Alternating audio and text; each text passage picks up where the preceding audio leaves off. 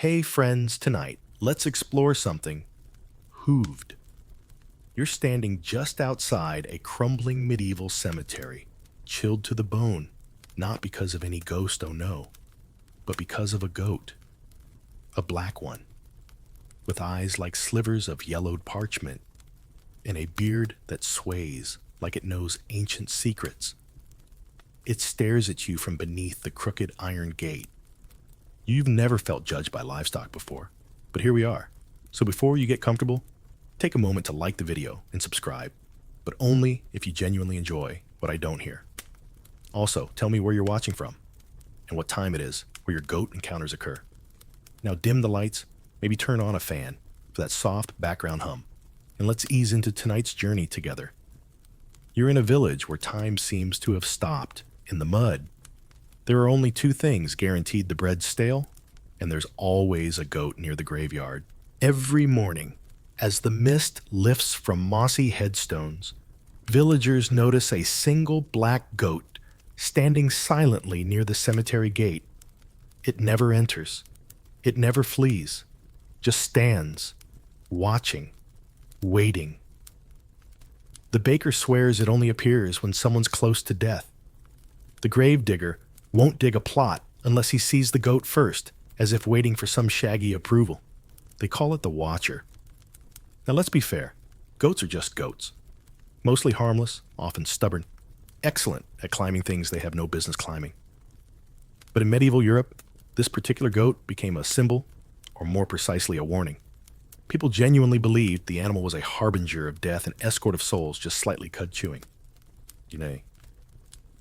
You can trace this idea back to older pagan rites, where animals were seen as guardians of thresholds, doorways between life and death, waking and dreaming fields and forests. The goat, with its eerie eyes and uncanny knack for appearing uninvited, slid into that symbolic role far too smoothly. What makes it even better or worse is that in some monastic records, scribes noted that black goats near burial grounds were bringers of devil's breath. Imagine that on a wanted poster. They weren't just creepy. They were accused of carrying an illness believed to come straight from the underworld. That's right. The so-called devil's illness wasn't the flu. It was a blend of unexplained fevers, delusions, and deaths that spread unpredictably. And villagers, eager for a culprit that didn't require boiling water, or science, blamed the goat. Because, of course, they did. There's a marvelous record from a tiny monastery outside Rouen, where monks kept careful accounts of supernatural occurrences, probably with more enthusiasm than bookkeeping. They noted a goat appearing at the gate every time a brother fell ill. One monk, perhaps less sleepy than the others, tried to shoo it away. The next morning, they found the goat unharmed, and the monk sneezing blood. Coincidence, probably. But that's not how medieval logic worked. For them, it was proof. One odd twist is that this belief wasn't uniform. In some regions, goats were just smelly animals you milked and occasionally yelled at. In others, they were feared like mini beasts of burden for Beelzebub himself. The contrast is almost comical. Like some villages treating a black goat as an omen, while others were too busy making cheese to cater. But let's return to the gate. Why always at the edge? Why not inside trampling rosemary and resting under the yew? Because goats, it seems, understood something humans didn't. Boundaries mattered. The cemetery wasn't just a patch of land. It was the edge of a spiritual map, a liminal space, a medieval loading screen between worlds. And goats, naturally fond of perching right on edges, have you seen them on cliffs? Were drawn to this in ways that scared people more than it should have. Let's not forget the fashion factor. Goats were often depicted with curled horns, fierce eyes, and beards that resembled devilish goatees. Artists in illuminated manuscripts went wild drawing goats standing next to personified sins, or prancing in the margins like they knew too much. Some images show goats gazing into graves, or standing atop hills with Latin phrases like custos liminis, the guardian of thresholds. Is it symbolic, satirical, someone bored during Vespers? Who knows? Yet there's something deliciously odd about this enduring goat at the gate myth. It reveals how desperately people needed patterns, needed something, anything, to blame or revere when life spun out of control. And a goat, with its unsettling stare and inconvenient timing, fit the role a little too well. But here's your quirky fact. Of the evening in parts of medieval Sweden, farmers would carve tiny goat figures out of wood and hang them above doors to ward off the very illness goats were accused of spreading elsewhere. That's like fearing garlic in Italy, but hanging it from your neck in Romania. Context matters. And here's your gentle academic debate to keep sleepiness company. Was the goat truly seen as a standalone evil, or simply a misunderstood threshold creature caught in the medieval obsession with binaries, pure, impure, sacred, profane, sheep-goat? It's something to ponder, or not. At this point, the goat at the gate is probably still standing there, still chewing slowly, still judging your boots, and still wondering why humans always overthink things. Honestly, it just wanted a patch of sun and a view of the hills. The devil part, that was your idea. But hey, you survived your first medieval goat encounter. Not everyone can say that. And if you're wondering what happens when goats start whispering Latin in the middle of the night, well, that's a story for another part. 3 thoughts to close with. If your pet goat starts acting weird at a cemetery, maybe don't immediately assume possession. Medieval folks blamed a lot on animals, sometimes even their own bad breath. Goats' natures, tiny cliff-dancing philosophers with very suspicious eyes. You wake up in a cottage that doesn't belong to you in a time that doesn't exist anymore. And the first thing you hear is whispering. Not human whispering. Not wind through the shutters. It's coming from outside. Low, crackling, rhythmic. Almost like a chant. Or maybe a warning. You open the door and see it. A goat. Just one. Standing completely still in the dawn fog. Its horns are curved wide like polished crescents. And the sound, it's vibrating from the very tips. Congratulations. You've just stepped into one of medieval Europe's strangest beliefs that goat horns could carry voices. Not just any voices, but the whispers of demons, restless spirits, and sometimes disgruntled ancestors who really had something to say about how you're pruning your vineyard. In rural alpine villages during the 13th and 14th centuries, there were accounts of herders claiming to hear soft speech while walking among their goats in early morning hours. But it wasn't from mouths. It came from the horns themselves, specifically when dew collected along the ridges and a light wind passed through. Now we know today that sound can resonate through curved structures. Hollow bones can carry vibrations. But medieval minds didn't bother with acoustics. They leaped straight to enchantment. To them, the horns were vessels of memory. If a goat fed in a cursed field or brushed against a grave marker, it could catch the voice of a lost soul. And those horns, like demonic gramophones. There's a record from the village of Sarnen, nestled in the Swiss mountains, where a nun reported hearing a goat recite psalms backwards in the early hours. The church took it as an omen of spiritual inversion, like a warning that someone nearby had invited the devil in through sin, or poor moral bookkeeping. More likely, the goat was chewing and the wind was whistling, but no one's ever been burned at the stake for chewing, right? You walk out into the mist, curious. The goat doesn't move. The horned shadow seems larger than it should be cast onto the wet grass, like a second creature crawling behind it. As you draw near, the whispering stops. That's part of the story too. According to folk tales in regions from Brittany to Bohemia, goat whispers never continue when you get close. It's always something heard from a distance, like secrets weren't meant to survive scrutiny. The theory was that only those attuned to the edge of sleep could truly hear it. That state, just between dream and wakefulness, where goats are oracles, and no one questions the fact that you've lost a shoe. It gets better. Some traveling priests used to carry salt and throw it at goats whose horns sang. The idea was to cleanse the bone of corruption. But in some heretical sects, whispering horns weren't evil, they were revered. A few fringe monks recorded their own attempts at listening sessions, sitting beside resting goats in silence, hoping to receive divine messages.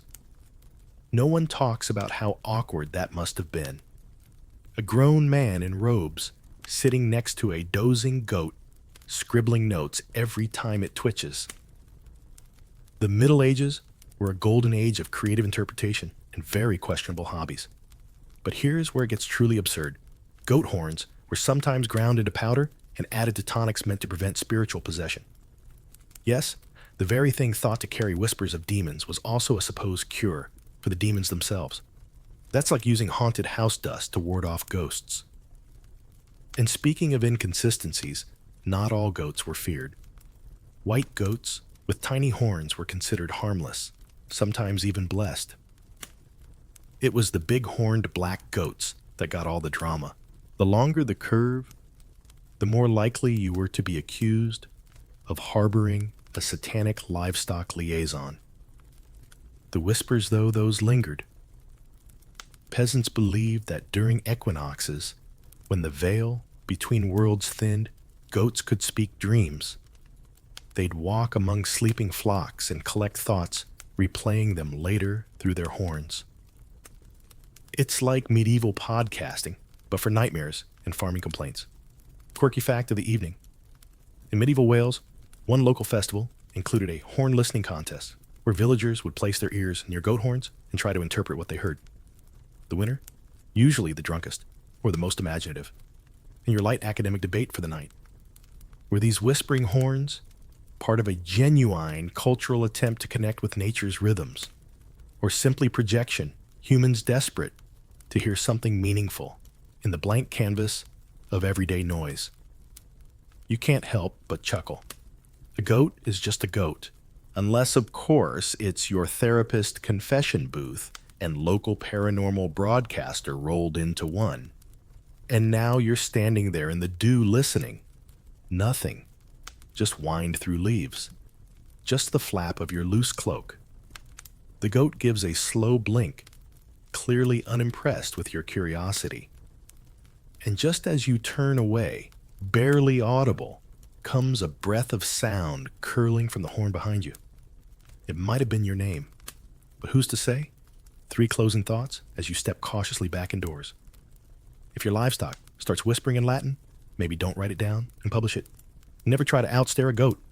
You will lose. Next time you hear wind through hollow branches, imagine it's just an opinionated goat doing slam poetry from another world. You're hunched over a wooden table in a low-lit medieval cottage, staring at a bowl of something creamy and slightly suspicious. It's milk. Goat milk. Slightly sour. Definitely warm.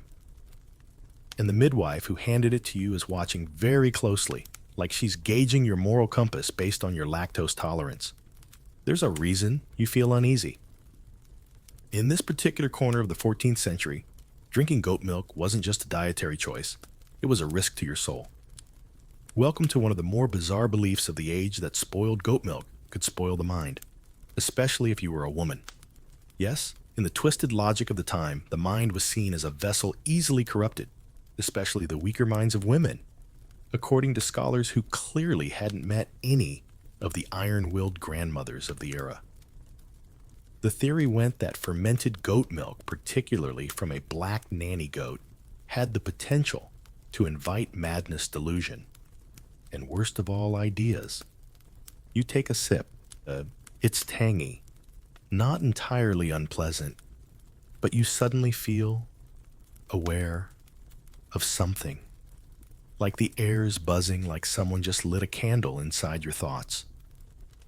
That right there is what many 14th century texts warned about.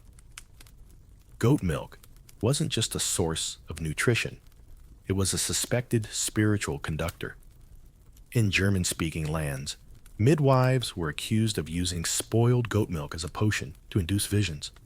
And if a woman began speaking in tongues or recounting vivid dreams, especially dreams that didn't involve laundry or babies, she was likely to be accused of being touched.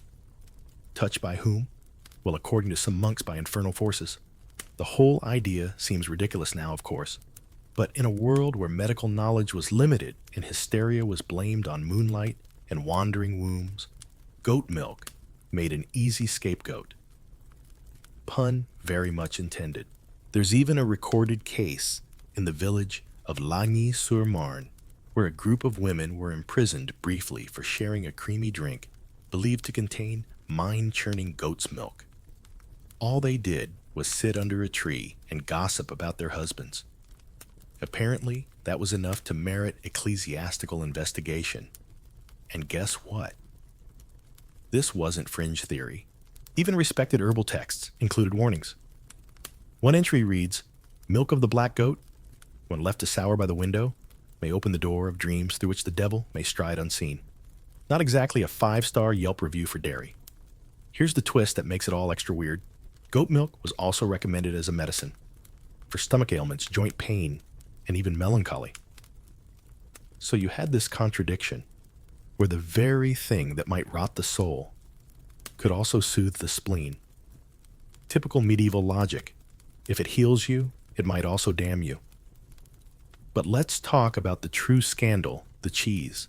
Soft cheeses made from fermented goat milk were treated with suspicion, especially if they had herbs in them. You think you're enjoying a nice chèvre with thyme. Well, the local bishop might think you're summoning a storm spirit. In some regions, women who made goat cheese with any added flavoring were required to have it blessed or else face scrutiny. Now, you're sitting in this smoky cottage, looking at a wedge of cheese and wondering if it's going to make you smarter or get you excommunicated. Probably both. Quirky fact of the evening. In the court of Edward II, goat milk was banned from being served to noble ladies during Lent because it was too warming to the humors. Translation? It made people feel things. Unacceptable. And here's your academic whisper. Were these accusations about goat milk really about the milk? Or were they a pretext for controlling women's autonomy, their gathering spaces, their whispered conversations over food, something to churn over? Meanwhile, the goat outside doesn't care. She's chewing on thistles, blinking slowly, probably judging you for not finishing your cheese. Her milk is potent, strange feared, and beloved, kind of like a metaphor for anything medieval society didn't fully understand. You slide the bowl away, not quite finished, and notice the midwife has vanished. Outside, the wind shifts. A baby cries in the distance. Or maybe it's just the goat. 3 things to chew on before bed. If your cheese is talking to you, maybe don't mention it at the town council meeting. Spoiled milk isn't always a curse. It's sometimes just a Tuesday in summer. Medieval paranoia, ruining perfectly good dairy since the 12th century. You're in a cramped monastery. Laundry room, though. Room might be generous. It's more like a damp stone-walled nook where sunlight is optional and mold is mandatory. You're staring at a pile of woolen cloaks and something's wrong. Not with the cloaks exactly, but with one in particular. It's made of black goat fleece. Coarse, oily, a bit too warm even when the wind outside howls like a sermon gone off script. One of the brothers mutters under his breath as he passes it. Another refuses to touch it altogether. You're about to discover why. In medieval Europe, goat fleece wasn't just a fashion faux pas. It was feared, especially if it was black unwashed or had been woven without a priest's blessing. The idea was that this fleece didn't merely warm the body, it corrupted it. The wearer, they said, would be gripped by strange dreams, bursts of fury, or worst of all, independent thought. Imagine that. Now, goat hair is naturally a bit oily due to lanolin, and if it's not cleaned properly, it holds smells and moisture like a cursed sponge. To most people, it was just itchy, but to the medieval mind, the heaviness of the fleece, its tendency to retain heat, its unnatural black sheen, was cause for suspicion. It felt wrong, too close to the skin. too silent. Some believed that when a cloak was made of black goat fleece and worn to church, it absorbed the prayers instead of letting them rise. That's right, it was thought to be a kind of spiritual insulation, and not the good kind. The term devil's fleece appears in several abbey records, often scribbled in the margins next to entries about monks suffering visions or disturbances. One monk in Canterbury wrote that a novice had confessed to wearing a goat fleece scarf under his robes during Vespers, and had since lost the ability to remember sacred verses, and began laughing during the Psalms. That's either the worst case of seasonal allergies ever recorded, or an unfortunate fashion choice turned demonic scapegoat. Here's the strange contradiction, though. Goats themselves were common in monasteries.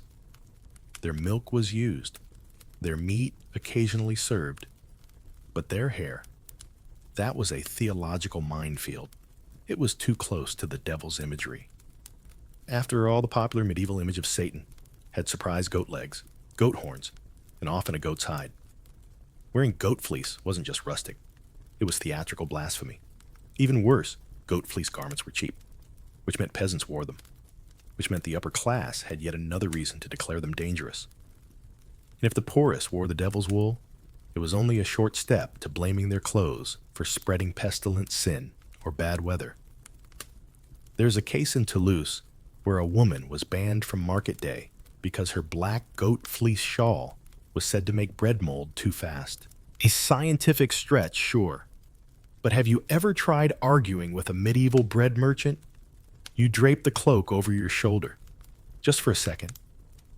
It's surprisingly heavy. Warm, yes, but in that way that makes you sweat in all the wrong places. And it carries a smell. Not bad, just earthy, deep, like it's been buried under stories for too long. You start to feel odd, not possessed, just like someone added static to the back of your mind.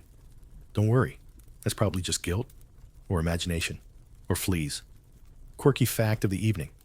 In Prague, goat fleece was sometimes burned during exorcisms, not because it was possessed, but because the smoke it gave off was thought to drive demons out of corners. One friar noted it choked the devil faster than Latin. And now your soft debate to tuck under your pillow?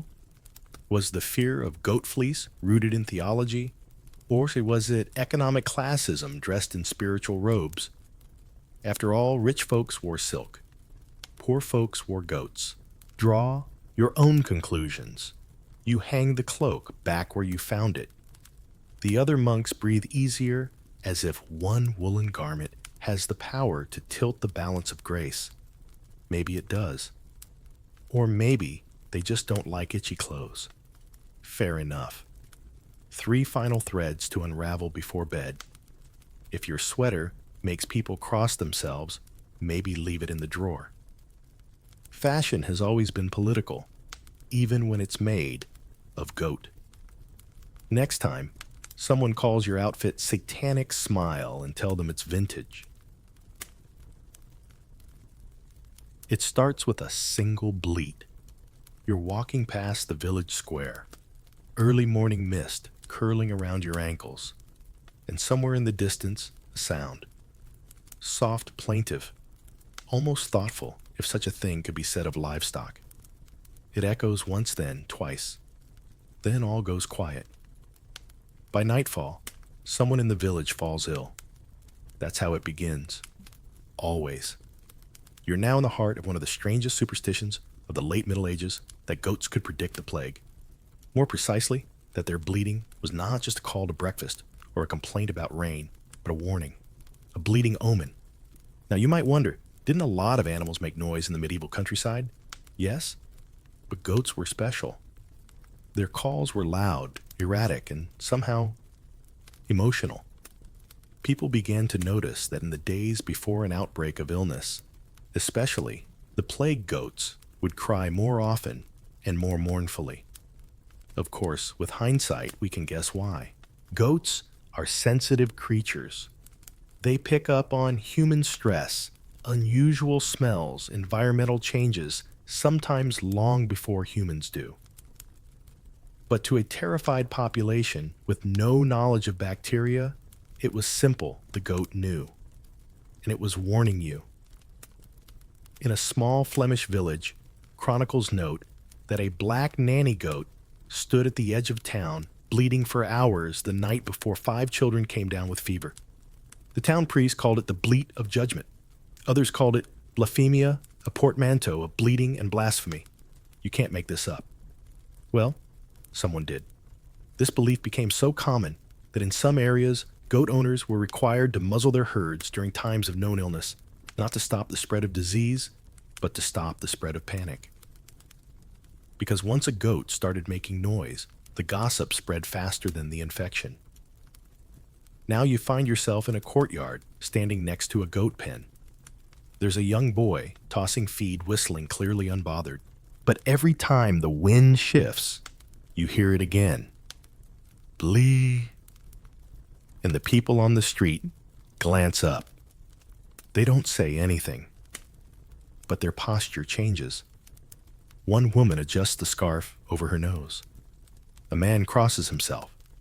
An old widow slips into the church without a word. To them, that sound is not innocent. It's a prelude. The superstition reached such heights that some cities began keeping bleat logs, yes, literal records of goat vocalizations. Monks or scribes would write the date-time number of bleats and weather conditions. Some even correlated these with astrological charts. Because obviously, if Saturn was in retrograde and the goat bleated thrice, someone was definitely getting boils. Of course, the belief had practical consequences too. Goat herders were ostracized. Markets with goat pens were moved outside city walls. In one notable case in Lübeck, a man was fined for allowing his goat to bleat outside a noble's home during a dinner party. The goat was confiscated. The man was issued a warning for inviting pestilence through sound. Some theologians pushed back. They argued that goats, being part of God's creation, could not carry evil with their voices. But others, especially fire and brimstone types, insisted that the goat's cry was not its own, but a channel for darker forces. A medieval goat as a plague prophet. And if that sounds melodramatic, remember, this was a world where every sneeze was suspicious, every shadow potentially cursed. A goat making a weird noise. Absolutely catastrophic. Quirky fact of the evening. In northern Italy, there was a short-lived trend of hiring goat interpreters, usually older women, who claimed to understand the meaning behind different bleeding patterns. Their accuracy was unsurprisingly never verified, and your debate to mull as you fall asleep. Were goats merely scapegoats? Yes, that's where the term came from for humanity's helplessness in the face of disease. Or were they in their own way misunderstood sentinels? You lean on the fence, watching the goat now. It's calm, chewing slowly. It makes a soft noise, almost like a sigh. Nothing dramatic. Yet a man across the lane hurries his children indoors. You wonder how long the superstition lasted. Centuries, actually. Well into the Renaissance, even as physicians began to accept more scientific causes for illness, the association between goats and plague persisted in rural lore. It didn't help that goats were hardy. They often survived outbreaks that killed entire flocks of sheep or poultry. This only deepened the suspicion. Why did they live? What did they know? You give the goat a scratch behind the ears. It ignores you as expected. Then, without warning, it bleats. 3 times. And across the courtyard, a merchant slams his shutters closed. 3 thoughts to calm your nerves before sleep. Sometimes a bleat is just a bleat. But maybe light a candle anyway. If your local goat starts a streak of eerily timed outbursts, perhaps invest in earplugs. Never underestimate the power of barnyard gossip. You're staring into a goat's eyes. It stares back. And somehow, you feel like it knows your browser history. The gaze is unsettling, not because of anything dramatic, but because of the pupils. Those horizontal, rectangular slits. They stretch across its irises like tiny eerie windows to another realm, or at least to a very judgmental farm dimension. Welcome to one of the strangest visual experiences of the medieval countryside, the goat-eyed stare. It was the subject of endless whispers, illustrations, and more than a few theological debates over the centuries. Because, as you might guess by now, if something looked weird in medieval Europe, someone was going to blame the devil. And goat eyes, yeah, they were Exhibit A. You see, most animals have round or vertically slit pupils. They're simple, familiar, human adjacent. But goats? Their eyes seemed like something out of an alchemist's fever dream. The flat sideways pupils helped them scan the horizon for predators, sure. But to a medieval villager, they looked like the gaze of something that already knew you were doomed. Monks wrote about it. Artists painted it. Mothers warned their children not to look too long into a goat's face at dusk, lest their soul get reflected backwards. One particularly dramatic record from a monastery near Bruges claimed that staring into a goat's eyes for too long could invert one's thoughts, causing a man to question sacred truths, which, to be fair, might just be philosophy. But in medieval times, philosophy was one door away from heresy. There's a scene you keep returning to: a sick child, a worried mother, and a village healer who insists the only way to extract the fever is to have the goat stare directly into the child's eyes. Not to heal, but to pull the illness out, like some hairy, rectangular-eyed vacuum of the soul. According to the healer, the goat would absorb the bad humors, then release them later into the wind by bleeding. Honestly, it's not the worst theory. At least it involves fresh air. But not everyone found goat eyes so helpful. A 14th century bishop wrote a scathing letter warning clergy against keeping goats near their chapels, stating that their gaze breeds unrest and their presence is unfit for the Lord's house. That's church speak for they give me the creeps. Interestingly, goat-eyed fear wasn't just rural folklore. It entered early naturalist texts, too. One notable example, De Monstris Naturae, a book that categorized curious creatures, described goats as beasts with judgment in their sight and mischief in their step. Sounds like a villain's Tinder bio. And what did regular people do with this belief? Some painted symbols over their barn doors to redirect a goat's stare. Others refused to lock eyes while milking. One particularly inventive superstition claimed that if you stared back long enough, precisely 9 seconds, you could reverse the goat's judgment and earn its favor for 7 days. You try it. 1, 2, 7, 8. Nope. The goat blinks and walks away. Apparently you're not chosen. But here's something truly quirky. In medieval Venice, there was a brief trend where masked dancers at certain festivals wore goat-eye replicas, horizontal slits painted across their masks. It was said to bring clarity and chaos. Honestly, that sounds like most of life anyway. So were goats feared for their stare? Or was it just another example of medieval humans projecting anxiety onto animals that happened to have better field vision? That's your academic debate for tonight. There's something almost hypnotic about the idea that a gaze could do something. Influence the air, reshape your thoughts. And when it comes from a creature that seems so casual about its mysterious power, even more unnerving. You turn to look at the goat again. It's chewing on your sleeve. Not quite what you expected, but deeply on brand. 3 things to blink at before bed. Horizontal pupils might look spooky, but they're just nature's wide-angle lens. If a goat stares at you too long, it's probably hoping for a snack, not your soul. Don't challenge a goat to a staring contest. You will lose, and it won't blink. You're hiking up a crumbling forest path, barely wide enough for your boots. Ferns brush your ankles. The trees lean a little too close, and there up ahead are hoof prints. Not just any hoof prints. They're deep, symmetrical, oddly deliberate. You crouch to examine them. 2 narrow halves, slightly splayed. Goat tracks. But no herdsman in sight. No bells.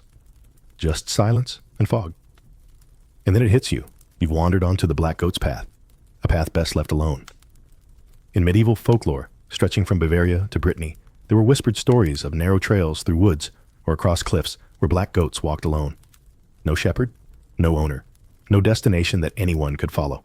Just winding trails that seemed to appear and disappear depending on who was foolish or brave enough to look for them. The superstitious called them diabelstrecken, or devil's treads. The idea was that these paths weren't made by goats at all, but by something wearing goat hooves, something that walked at dusk, where maps failed and compasses spun. It always led upward, or downward, but never homeward. You, of course, keep walking. According to 13th century woodsmen, if you followed the goat's path to its end, you might find a circle of mushrooms, a split tree with blood on the bark, or most famously, a stone that never warmed, no matter how much sun it saw. That last one became known as the Devil's Chair. Naturally, someone had to test it. In one documented case from a French village near the Pyrenees, a local hunter followed such a trail after spotting a goat with jet black fur and eerily symmetrical horns. He disappeared for 2 days. When he returned, he couldn't speak and refused to eat anything but moss. Eventually, he claimed he'd met a thing with eyes like turned mirrors and heard it speak through the wind. Some blamed wine, others blamed the goat. To prevent travelers from being led astray, villagers began marking the beginnings of these trails with charms, twisted branches, knotted ribbons, or circles of ash. Anything to warn the next passerby, don't follow the prints, or at least don't follow them alone. Of course, some thought these trails were sacred, that the black goat was a spirit guide. In fringe mystic texts, the path was a metaphor for the road between worlds, the liminal spaces where the living and dead overlap, especially during the equinox or full moons. You glance down again. The tracks have veered off the main path, climbing toward a rocky outcrop where the air grows colder more still. A crow caws in the distance. You know what a sensible person would do. But this is a medieval sleep story, and you're about to find out what lies at the top. You follow the path. It grows narrower, the underbrush clears. And then suddenly you're there. A ring of stones, unmarked, undisturbed. In the center stands a solitary hoofprint deep in the earth, though the ground is dry and hard. The goat is gone. But something lingers. The silence hums. Your heart beats louder than the wind. And then, quite suddenly, you remember the rule. If you find the end of the path, you must never speak of what you see. So instead, you close your eyes, count to 10, and walk back down, trying not to look over your shoulder. The funny thing about these paths is that they're always straight on the way up, but twisted on the way back. That's part of the legend too. The goat's magic messes with the direction. Many travelers got lost, not on the climb, but the descent. Sunny. Quirky fact of the evening. In parts of rural Poland, goat paths were sometimes included in local maps as ghost lanes, or czarna ścieżka, meaning black trails known for leading travelers in circles, unless breadcrumbs or prayers were used. And your sleepy debate tonight were the black goat's paths, a folk memory of smuggler routes and sacred pagan trails. Or were they simply the byproduct of frightened minds and wild hooves in foggy woods? Either way, you've returned to the base of the hill now. There's no sign of the goat, only hoofprints, still warm in the earth. 3 final thoughts before you drift off. Not all who wander are lost, unless they're following a goat. If the trail seems too quiet, it might be waiting for you to speak first. When a goat leads the way, ask yourself, are you the guest or the offering? You're seated on a wooden stool in the corner of a thatched cottage surrounded by bundles of herbs, waxy candles, and a smell somewhere between wet hay and burned rosemary. In front of you, a woman dressed in layers of homespun wool is drawing a symbol on the floor with powdered chalk. It's a circle, with lines branching outward like vines. She nods at you once, then gestures toward a goat. Not just any goat, of course. A black one. With cloven hooves and a posture far too confident for a barn animal. It walks into the circle like it owns the place, then promptly sneezes. Twice. Welcome to the charmingly absurd corner of medieval history where goats, especially black ones with split hooves, were thought to be not just animals, but tools in the performance of magic. Whether feared or revered goats were caught up in the tangled threads of European folklore, and their most distinctive feature, their cloven hooves, was the source of both fascination and dread. Why? Because their hooves looked like a split, like something divided. 2 points going in opposite directions. In the Middle Ages, that was enough to get you side-eyed at church. Cloven hooves were often cited in sermons and theological tracts as physical symbols of the devil's nature, dual, deceptive, slippery. Even as pigs and deer had similar feet, it was goats prone to staring contests and midnight screaming matches that really got people talking. According to certain grimoires, the footprint of a goat could unsettle earth and invite unseen breath. That's a poetic way of saying don't step there. Witches, they believed, used goats, not just for milk or meat, but for spell work. The hoof print left behind after a goat walked through a graveyard, for example, could be harvested. Yes, harvested by placing herbs into it before sunrise to pull death upward. You shift on your stool. The goat circles. Once then stops placing both front hooves directly over one of the drawn symbols on the floor. The woman nods satisfied and murmurs something under her breath, probably Latin, or maybe just very confident gibberish. There's a strange tug between theater and terror in these old beliefs. Goats were seen both as magical familiars and unfortunate pawns. A farmer in 1423 was accused of hexing his neighbor's crops simply because his goat crossed into their field and left a hoof-shaped print on a cabbage. A cabbage. The trial lasted 3 days. In some regions, goat hooves were thought to detect cursed soil. If a goat refused to step onto a plot of land, that land was to be avoided. If it pawed at the dirt, it meant something had been buried. Sometimes treasure, sometimes a secret, sometimes someone's great-grandmother, who was supposed to be in the chapel cemetery. Not all hoof magic was sinister, though. In certain alpine villages, a charm known as split luck was carved into doorposts, mimicking the shape of a goat's hoof. It was believed to bring fertility and health, especially to households raising children or goats, ideally not at the same time.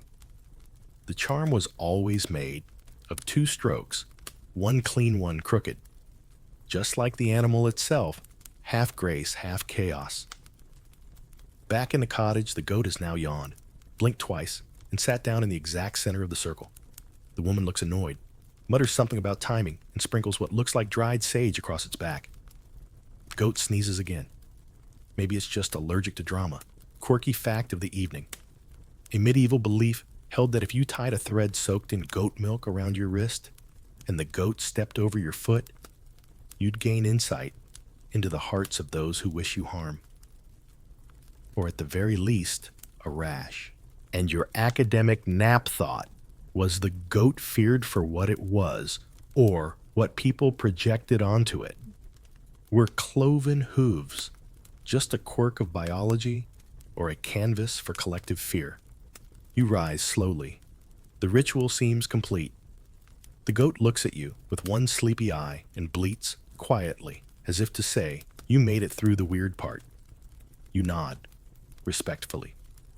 3 hoofbeats to guide your dreams.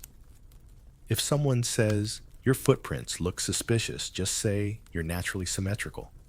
Goat hooves might be creepy, but they've never burned anyone at the stake, unlike people. Next time you see a goat standing in a chalk circle, maybe give it a polite nod and walk the other way. It jingles, softly at first, like the faintest silver chime, but unmistakable. You're standing near the edge of a foggy pasture dew, clinging to your shoes, And somewhere out in the grass, something is moving. Something with a bell. You hear it again. Ting, tink, tink. The sound is oddly rhythmic, almost delicate. And then out of the mist appears a goat. Black, of course. Its beard drips with condensation, and around its neck hangs a small brass bell, age-dented and tied with what looks suspiciously like frayed red thread.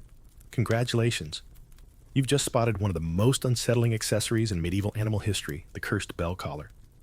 In theory, a bell collar is a practical thing. You attach it to your goat so you can find the creature when it inevitably climbs onto a roof or gets stuck in a hedge. But in the 14th and 15th centuries, certain goat bells gained a far darker reputation. This one, for instance, this very goat in front of you, could easily be mistaken for the infamous Baldrin's chime, a bell supposedly forged from melted coins taken from a dead man's mouth. Charming, right? According to legend, this bell didn't just ring it called, and not just to herders, but to sickness, misfortune, and sleeplessness. Records from a small monastery in Hesse described a bell that, when placed around the neck of a young goat, began ringing on its own at odd hours, midnight dawn during Mass. No matter how tightly it was tied down, it moved. One monk claimed the bell's sound gave him dreams of a field where the sun set backward. Another swore the ringing matched the pulse of a feverish brother moments before he died. Now that all sounds dramatic, but the fears were real enough that some goat bells were blessed before being used. Others were buried in consecrated ground if they were believed to be cursed. And if a bell rang during a funeral procession, people ran. They didn't walk. They scattered like hay in a thunderstorm. There's even a record from the Bavarian town of Eichstätt, where a bell that had been passed between herders for years was eventually sealed inside a chapel wall. The inscription reads, "Let no sound wake the soil beneath." But what caused this fear? Some say it was the sound itself, thin, metallic, and persistent. Goat bells are small, but in the stillness of early morning or twilight, their high pitch cuts through the quiet like a thread through cloth. To many medieval ears, it didn't sound like a bell. It sounded like something whispering in Morse code. The bell you're hearing now, it rings again. The goat lifts its head, meets your eyes, and gives a single, deliberate bleat. No wind, no movement, just ting. Now for the fun part, goat bells were also believed to carry echoes, not of sound, but of memory. If a goat died while wearing a bell, and that bell was later used for another animal, some believed the new goat would inherit the habits or misfortunes of the first. This led to one village tradition of burning bells with the body of a dead goat, sometimes respectfully, sometimes not. Of course, none of this stopped people from using them. Goat bells were necessary tools, but the really old ones, the dented, tarnished, suspiciously too heavy ones, those ended up in drawers, or attics, or buried beneath the floorboards, and occasionally around the neck of a goat like this one. Quirky fact of the evening. A 1477 law in parts of northern Italy banned goat bells with excessive chime, arguing that they disturb the holy silence of dusk. Translation people were getting spooked after sunset. Now, for your sleepy academic whisper, was the cursed bell collar a projection of death anxiety in a society where livestock mortality and human mortality were painfully intertwined?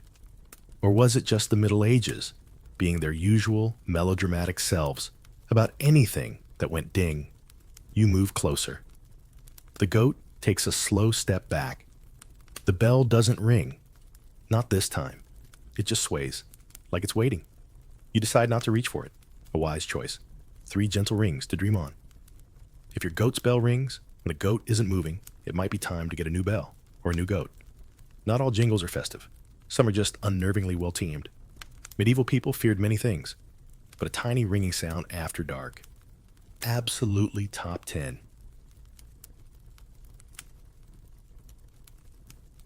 You're dusty, sunburned, and very much regretting your choice of sandals. But you've made it to the outskirts of a bustling medieval town, the end of a long pilgrimage route. All you want is a bed, some bread, and maybe a relic or two to bring home. But first, you have to pass through the market square, which is a problem, because it's Goat Day. Dozens of them in all shapes, sizes, and colors, tethered to carts munching on straw, clambering over baskets of radishes. The air smells like warm wool roasted chestnuts and something vaguely sinister. Soundscape, pure chaos bleating, haggling a bard, attempting to tune a lute over it all. And you devout weary, maybe just a little hangry, you hesitate, because if you were a properly superstitious medieval pilgrim, you'd know to avoid goat markets at all costs. Welcome to yet another delightful pocket of irrational historical paranoia. For centuries, it was widely believed that passing through or near a goat market during a pilgrimage could undo the spiritual progress you'd made, like hitting a cosmic reset button with hooves. Why? Let's start with the basics. Pilgrims in medieval Europe were on sacred journeys. They collected blessings like stamps church to church shrine, to shrine foot blister to foot blister. The goal, purification, renewal, possibly a miracle. And goats were none of those things. In fact, they were seen as spiritually cluttered, creatures that muddied the soul with their chaotic energy, unpredictable behavior, and unfortunate associations. Remember, goats had long been linked with the devil in Christian imagery, Horns Hooves' rebellion appetite, basically medieval party crashers.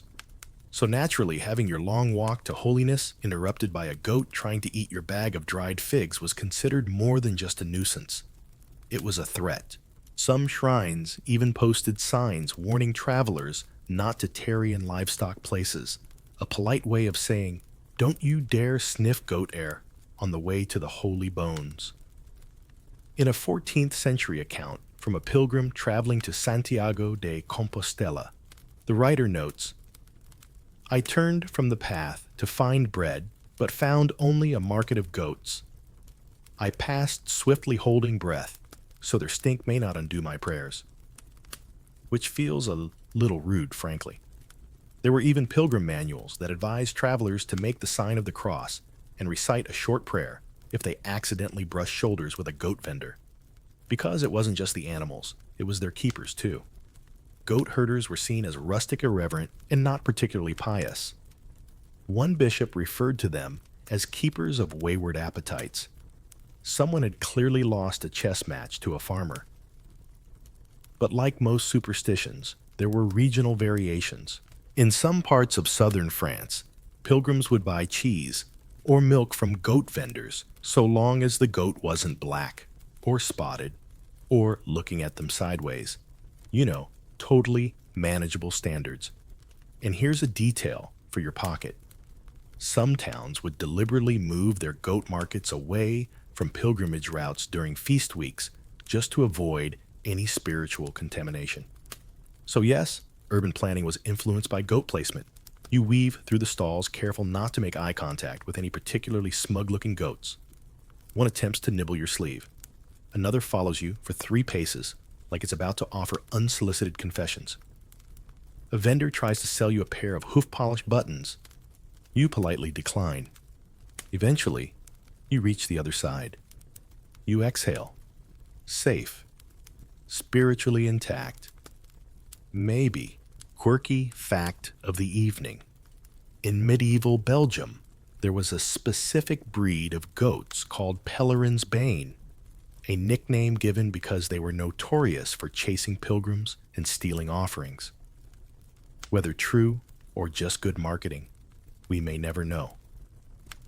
And your whisper of academic pondering, was this aversion to goats on pilgrimages truly religious, or simply an elegant excuse for class anxiety, rural prejudice, and a need for dramatic flair? Hard to say.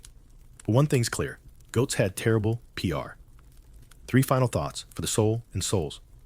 If your redemption can be undone by a goat sneeze, maybe it wasn't that solid to begin with. Always pack snacks that goats won't fight you for, like onions. A pilgrimage without a goat encounter. Spiritually safe.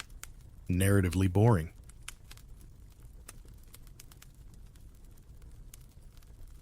You're standing in a small sun-baked field behind a medieval apothecary's hut. There are herbs hanging from the rafters, bees buzzing lazily nearby and in front of you. A bucket, a wooden bucket, full of goat dung. Yes, we've made it to that part of the story, because for a strange and smelly moment in medieval history, goat droppings, yes, those humble little pellets, went from being just a natural byproduct of barn life to being accused of causing sin. And not just any sin, but the kind that sticks. Let's dig in, figuratively. In rural medicine, animal waste was often used in poultices, salves, and unfortunately drinks. Goat dung, in particular, was prized for its supposed warmth and drying properties, kind of like ancient Vicks Vapo Rub, but with significantly more regret. People applied it to boils, chest colds, and even toothaches. One particularly unfortunate recipe called for goat dung, honey and mint, boiled into a syrup for sore throats. You can almost taste the desperation. But somewhere along the way, this earthy miracle cure picked up some dark baggage. Clerics began to whisper that using goat dung in healing was unnatural, that it carried the essence of impurity, that its use in sacred spaces or on sacred bodies was a spiritual offense. By the 14th century, some parishes even declared it a sinful substance, especially if it was intentionally harvested for its supposed powers. You can imagine how this played out. A poor widow rubbing goat pellets into her swollen ankle suddenly found herself being questioned by the village priest. Was it medicine, or was it sorcery? After all, the goat was already linked to the devil. Its dung then must be the devil's compost. A fantastically dramatic record from a priory in southern England tells of a monk who secretly used goat dung to treat a rash and was promptly banished for inviting impurity into the house of prayer. They found the pellets under his cot. It was all very CSI Canterbury. Of course, not everyone agreed. In fact, many country healers insisted that the dung's heat was holy, especially when taken from goats fed on rosemary and garlic. These blessed pellets were used in amulets or carried in little pouches for good luck, fertility, or personal confidence. One such charm even claimed to protect against gossip and unwanted affection. Honestly, that might still work. Meanwhile, church authorities worried that people were beginning to trust the dung more than prayer, which led to more rules, including a few delightfully specific ones, like never bring goat dung into a baptistry, do not mix goat dung with blessed oil, and under no circumstances should a relic be stored near a dung bowl. Solid guidelines, really. It all culminated in one especially strange moment in 1381, when a German herbalist was put on trial for distributing goat dung salves outside a cathedral. His defense: it works. The bishop was unimpressed. You step back from the bucket. The goat nearby munches on thistles, completely unaware that its droppings have triggered centuries of heated debate, religious bans, and highly questionable ointments. The bigger question, of course, is was the panic really about dung? Or was it about who got to heal whom the church wanted people to rely on prayer relics and official sacraments? But local healers, especially women, were using what they had, including goats, and sometimes the less glamorous parts of them. Quirky fact of the evening: in medieval Portugal, dried goat droppings were once used as a form of rustic incense. When burned with sage, the mixture was said to banish envy and stubborn spirits. Whether that worked or simply cleared the room by smell alone remains uncertain. Your thoughtful sleep debate: was the sin of goat dung spiritual, medical, or simply social? And did the rules protect faith or just control who held the power to heal? You breathe in the field air, earthy, humid, a little sharp. Somewhere behind you, the goat bleats softly. You swear it sounds smug. 3 thoughts before your next bucket list. Just because something smells bad doesn't mean it's evil, but it might be both. Healing often begins with what's nearby. even if it's well pellet-shaped. Medieval medicine, where theology and compost had a very complicated relationship. You're crouched by the hearth of a dim cottage, lit only by the flicker of tallow candles and the low hum of women murmuring in a half circle. There's the scent of damp linen, dried lavender, and goat, not strong, but present. At the center of it all sits a midwife. Her sleeves are rolled, her eyes alert, and curled in the corner by the fire, lying neatly beside a bundle of cloth, and Herbs is her goat. Not a big one, not loud, just there, watching. And that, dear listener, is exactly what started the whispers. In the Middle Ages, the image of a midwife and her goat wasn't unusual, until it was. Until people started asking why, of all animals, the midwife kept that one so close. Why it followed her to births. Why it waited outside cottages. Why it bleated at dawn right after a baby was born. And so began the slow transformation of the goat from companion to familiar. In folklore, a familiar was an animal believed to be magically bound to a witch or cunning woman, serving as a conduit for supernatural powers. Cats were popular choices. Toads too. But goats were different.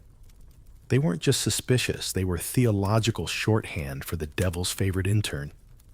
When a midwife's goat lingered outside homes where babies died, or mothers wept, or strange fevers spread, it didn't take long for rumors to bloom. Suddenly, the goat wasn't just a helper, it was a thief, of breath, of spirit, of purity. There's a record from a village in Alsace where a midwife named Bruna was accused of feeding her goat the afterbirth, which was interpreted as a sign of dark pact-making. Never mind that in poor communities, animals were often near births for warmth, cleanup, or sheer accident. Bruna's goat was seized. She was not tried, but her reputation was permanently bleated. And yet not all the tales are grim. In some communities, especially the Celtic fringe, midwives chose goats intentionally, not as magical assistants, but as gentle companions. Goats, after all, are warm-bodied, alert, and calm under pressure. A birthing goat can quiet a restless child just by lying nearby. They chew softly. Their presence grounds the room, like a woolly sound machine with hooves. Some healing texts even recommended placing a small goat beside a laboring mother to ease contractions with the rhythm of its chewing. Practical or poetic, hard to say, probably both. You shift on your stool. The goat across from you twitches an ear.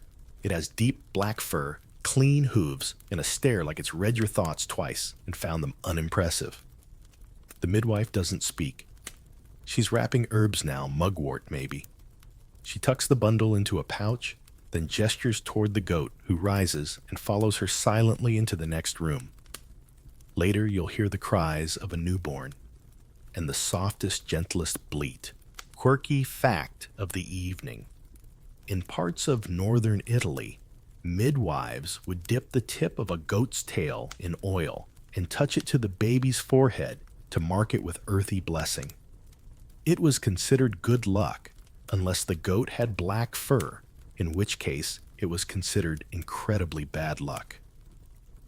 Your soft academic lullaby tonight, was the goat truly feared, or was it a proxy for suspicion around women's knowledge, their power over life and death, and their defiance of formal religious controls? After all, the church had no official position on goat attendance during birth, but plenty to say when those goats looked too comfortable. 3 thoughts for your midnight watch. Never underestimate the calming power of an animal that just wants to nap by the fire. If your goat seems to know too much, maybe it's just been listening. When in doubt, trust the midwife and feed the goat.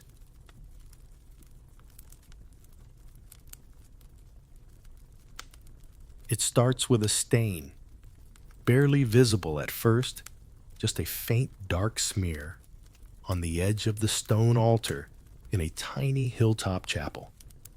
The kind of thing that could be dried wine or old wax or a careless elbow with berry juice. But then it spreads, quietly, persistently. and someone somewhere whispers the worst possible explanation. Goat blood.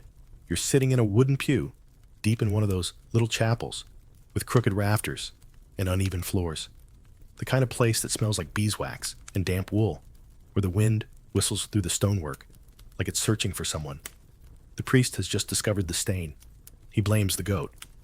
To be fair, there is a goat, a scruffy one, black and brown with a single twisted horn and a limp. It's been hanging around the chapel grounds for weeks. No one remembers bringing it. It eats the grass, bleats at the bell, and sleeps under the old yew tree. At first, people found it charming, until the altar started bleeding. Of course, it wasn't really bleeding, probably, but the stories quickly outpaced the facts.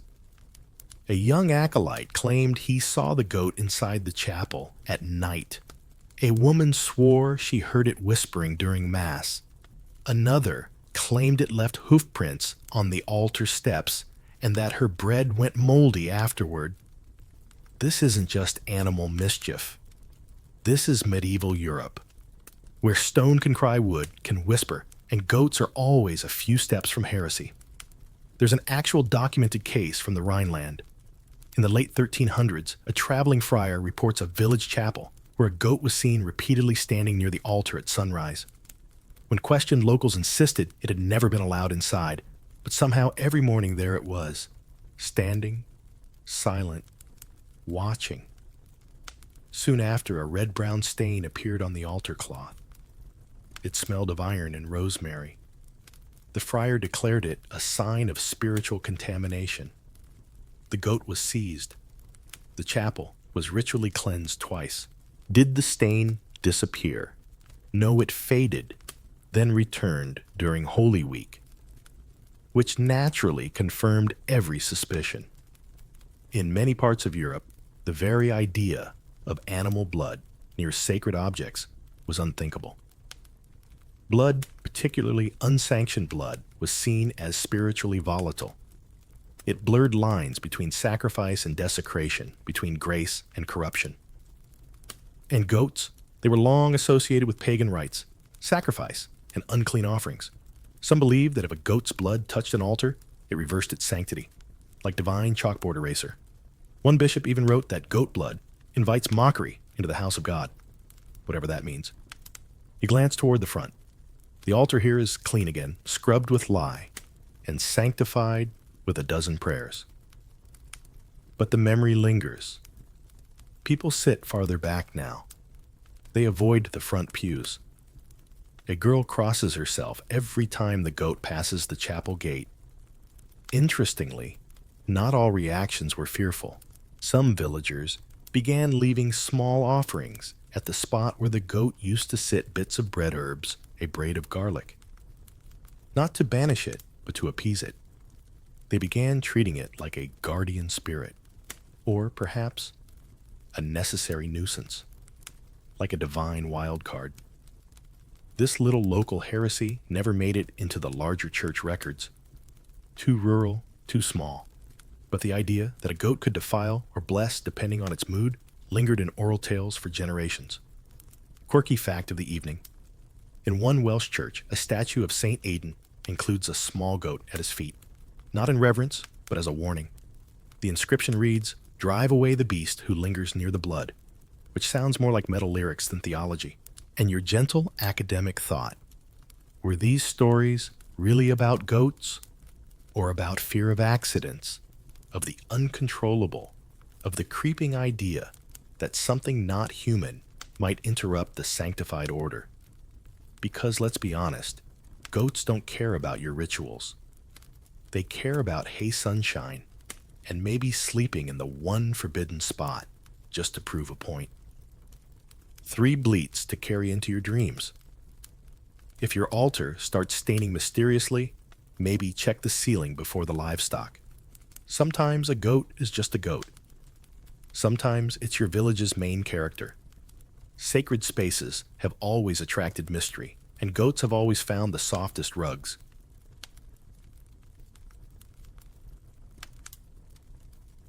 You're sitting on a cold wooden stool in the fading light.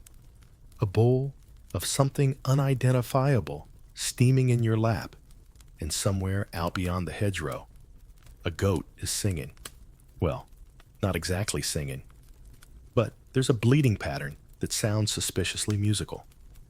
Rising, falling, repeating, and someone in the cottage hums in response, because tonight is a full moon. And on nights like these, villagers sing to the goats, not for entertainment, not out of affection, but to keep them calm. Welcome to one of the softer, stranger chapters in medieval goat lore. The lullabies sung not to babies, but to goats, specifically to prevent them from going into fits of screaming, erratic jumping, or according to some demonic possession. It turns out goats don't love a full moon. Or maybe it's just that humans under a full moon tend to notice goats more. Either way, there are countless folk records across Europe of rural communities composing and passing down small, repetitive songs, melodies designed to quiet goats during lunar cycles, eclipses, storms, and childbirths. They called them bleat chants, or in parts of Scotland, night rounds. And the lyrics, utter nonsense. Think soft step low, wind moss to muzzle hush and bend, or sleep shadow goat, sleep by tree, don't leap through dream, stay here with me. Simple, rhythmic, almost always in minor keys, meant to soothe or warn. You glance out the window. The goat is still there, just past the tree line. It shifts its weight, bleats once, then lowers its head like it's listening. Inside, the eldest woman in the house nods once and begins humming. Not loudly, just enough to draw the air back into the room and settle it. The flame in the lantern flickers slightly less. One particular manuscript from a monastery in Bavaria includes several such chants written phonetically in the margins of a sermon.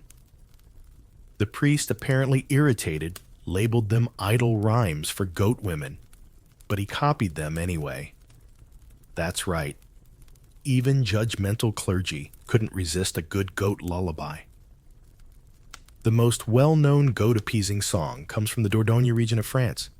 Called La Chèvre de Minuit, it includes a repeated refrain that roughly translates to, "Do not walk the walls tonight.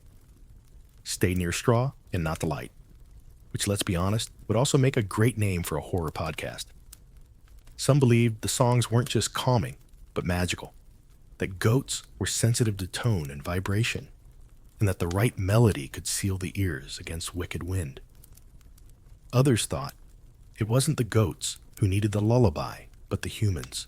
After all, if you're alone in a forest hut and a goat starts bleating outside your door at midnight, someone needs comforting.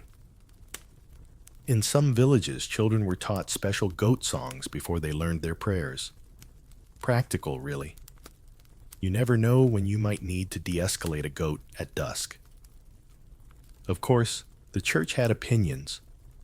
Several bishops issued short-lived decrees banning superstitious animal chantings, especially if they included circular dancing or unintelligible syllables, because nothing says threat to moral order like rural goat karaoke. You finish your bowl. The goat outside hasn't moved, but it's quiet now. The woman by the fire stops humming. There's a beat of silence, then a low bleat from the woods. A polite one, you assume. Quirky fact of the evening. In the 15th century, a traveling monk named Brother Aldrich claimed he taught a goat to respond to specific hymns by changing the pitch of its bleats. Whether this was music or just medieval trolling remains unresolved. And your bedtime academic hum, were goat songs truly mystical tools? Or were they humanity's way of projecting order onto the unpredictable? A soothing spell for the soul as much as the animal. Because let's be honest, when the dark is deep, the woods are wide, and something's bleeding outside, sometimes a little melody is all that stands between peace and panic. 3 verses for your sleep time chorus. Not all lullabies are for babies. Some are for stubborn, hooved night screamers. If you find yourself singing to a goat under the moon, you're in good company. Never underestimate the power of a soothing voice and a well-placed rhyme.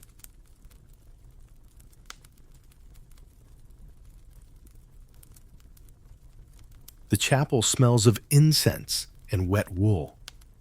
Candles flicker gently on the stone sills, and a faint echo bounces off the arch ceiling as villagers file in quiet and cautious, holding their newborns in tight linen wraps. You're here to witness a baptism, holy water, solemn prayers, a tiny infant squirming in a priest's arms, and one missing thing: no goats allowed. Actually, it's not just discouraged, it's banned.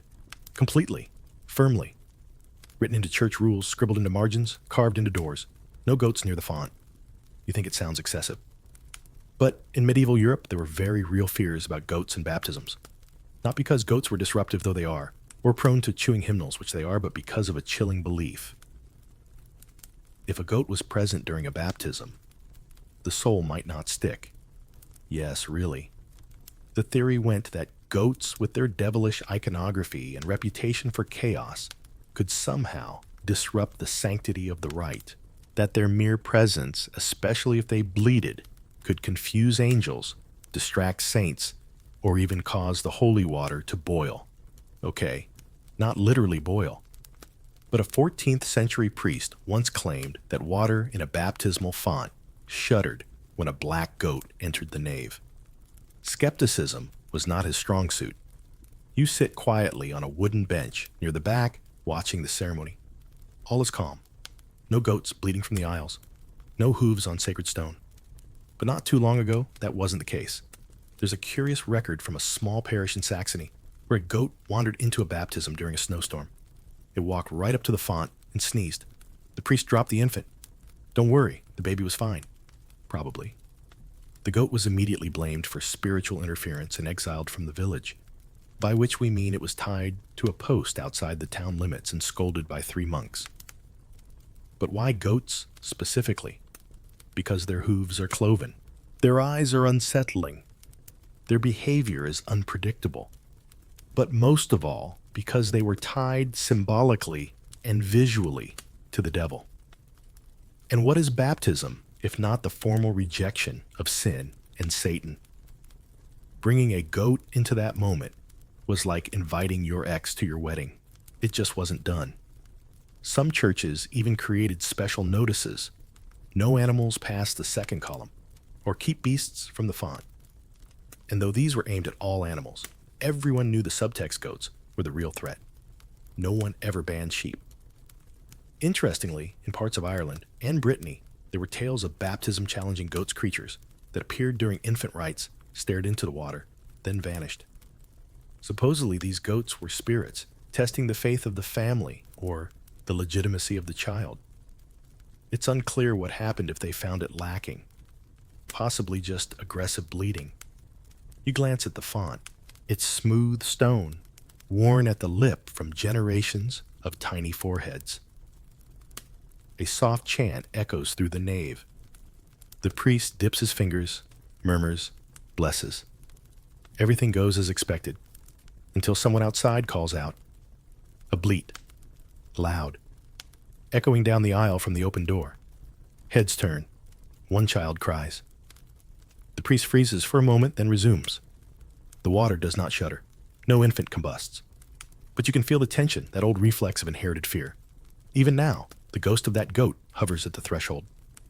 Quirky fact of the evening. In a rural German village circa 1390, a carved relief on a chapel door depicts St. Michael driving away a goat with a baptismal ladle. It's one of the earliest recorded images of sacramental goat control. Your thoughtful bedtime whisper was the exclusion of goats from baptisms, truly spiritual protection, or another layer of symbolic control, placing boundaries between sacred space and unruly nature. Because really, if your holy water loses power over one goat sneeze, maybe it needs a stronger recipe. 3 soft splashes to cradle your thoughts. Holy rites and hooves never mixed well in medieval minds. If your church has an anti-goat rule carved in stone, you're probably not the first to ask.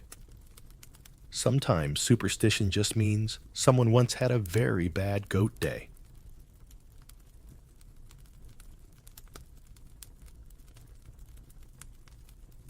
It always starts the same way: a quiet night full moon overhead, and someone, usually the baker's son or the washerwoman's niece, claims to have seen a goat dancing in the churchyard, not just pacing, not just prancing, dancing on two legs.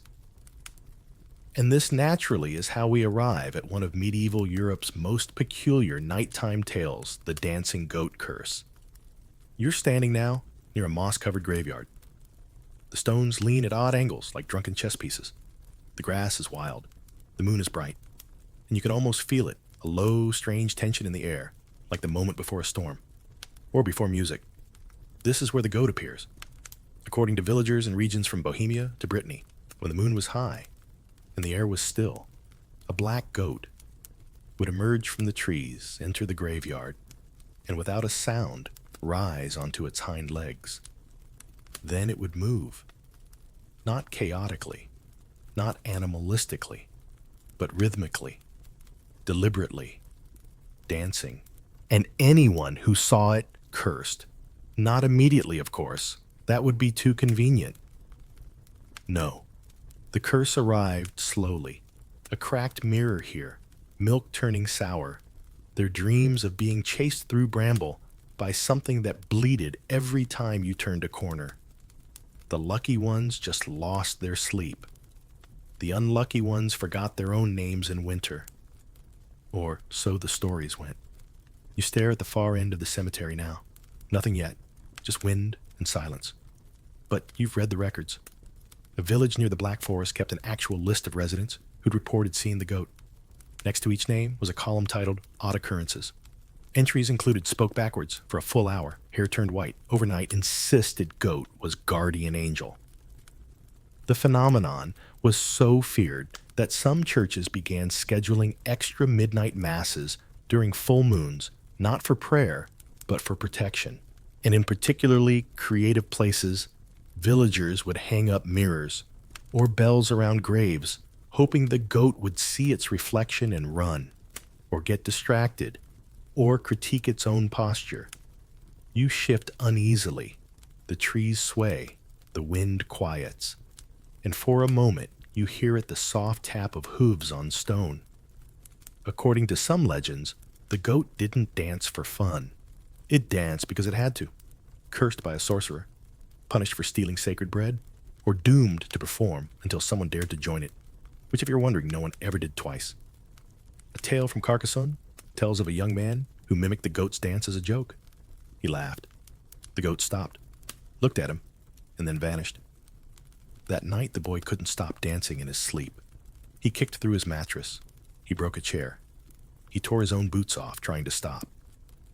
By dawn, he was fine, but the goat was waiting in his kitchen. People began treating the tale as both warning and ward. Some would whistle during full moons, 3 notes only, in hopes it would keep the goat away. Others left out bits of barley or rosemary, peace offerings, like you might leave for a tired guest who couldn't stop waltzing. Quirky fact of the evening. In a 15th century English ballad called The Moon Goat's Minuet, the lyrics describe a goat leading a line of rats and chickens through a village square, all in perfect time, all under moonlight. The last line warns dance not to step that bleats. Your academic moon thought was the dancing goat curse. A cautionary tale wrapped in ritual. A way of making sense of strange night noises and sleep disturbances. Or was it pure medieval theater, a story too eerie to ignore? You listen again. The graveyard is still. Then faintly a soft scraping sound, stone on hoof, and the wind carries a pattern. Tap, tap, pause. You don't look. 3 final steps before sleep takes your hand. If you see a goat dancing at midnight, maybe, don't stay for the encore. Curses don't always come loudly. Sometimes they arrive in a soft shuffle. Never mock the rhythm of something with horns and a memory.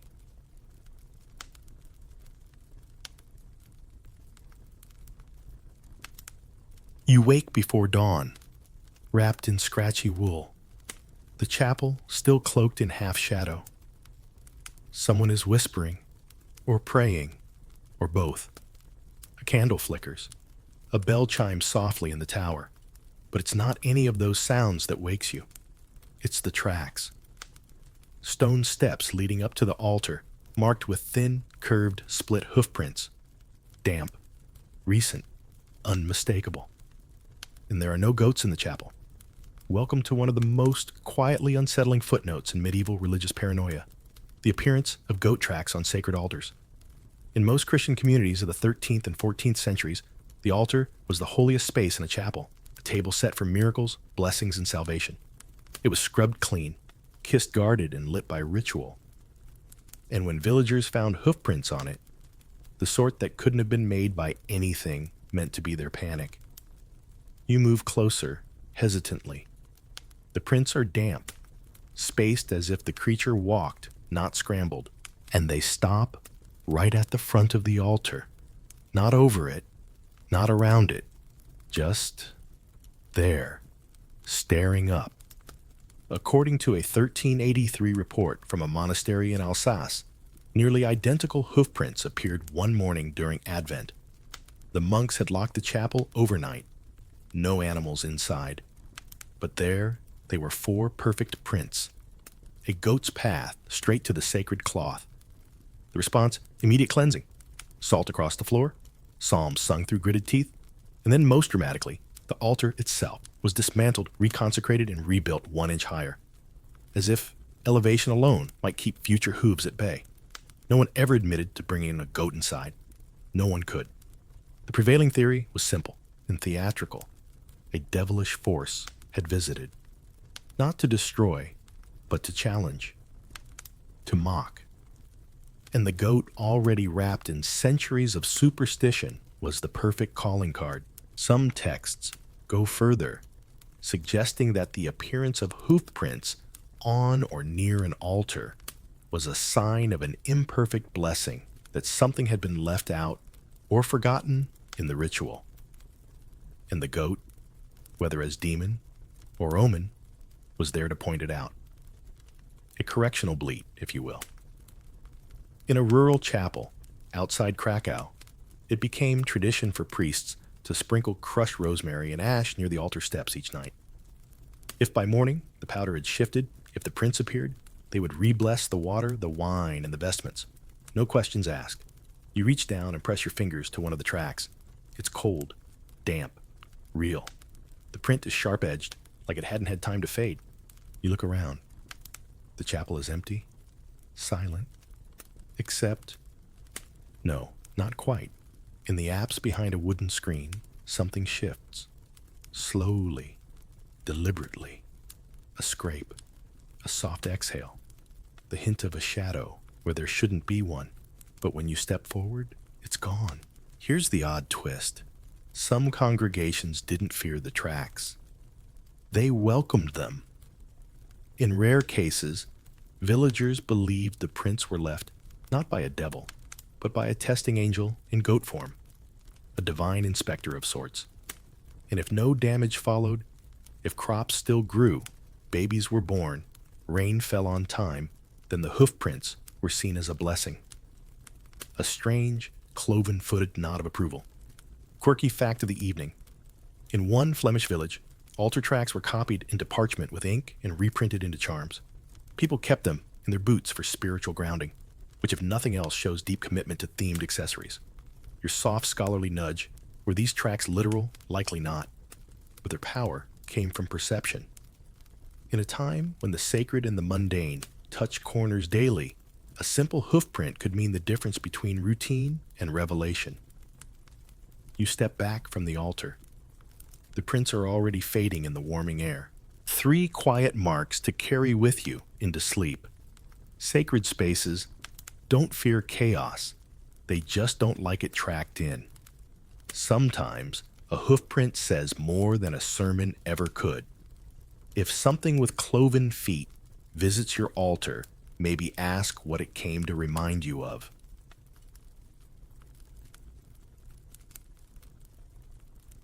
The meadow looks ordinary. You're standing ankle deep in soft green grass, sunlight filtering through the branches of a half-dead hawthorn tree. and birds chirping like nothing's wrong. But just beyond the hill's curve, a goat grazes alone. It walks past clover, sniffs a row of violets, ignores everything. Except for one strange patch of grayish-green herbs no human would touch. It munches calmly, like it's doing exactly what it's meant to do. This is where the legend begins. In medieval Europe, people believed certain herbs were too dangerous, too in between, too other for humans to handle. They grew in places where nothing else would, under dead trees or beside forgotten wells. They weren't poisonous exactly, but they were avoided, except by goats. Only goats. You kneel beside the patch now. The plant smells bitter, sharp mineral, with a hint of something metallic. You wouldn't dare taste it. But the goat, it chews like it's found a hidden delicacy. The belief was that goats had a secret knowledge of herbs passed down not by instinct, but by inheritance, witchgrass, some called it. The goat's appetite wasn't random, it was discerning. And so the plants goats chose were thought to hold deep forbidden power. One Benedictine herbal text from the 12th century lists 37 plants favored only by goats. Many were thought to be medicinal or magical, others merely suspicious, especially one called Soul's Thistle, a now-lost herb described as soft like fog with scent of whetstone. It was said to bring vivid dreams when boiled or madness if burned. Guess who ate it anyway? A goat. Monks observed, cataloged, and nervously sketched these plants.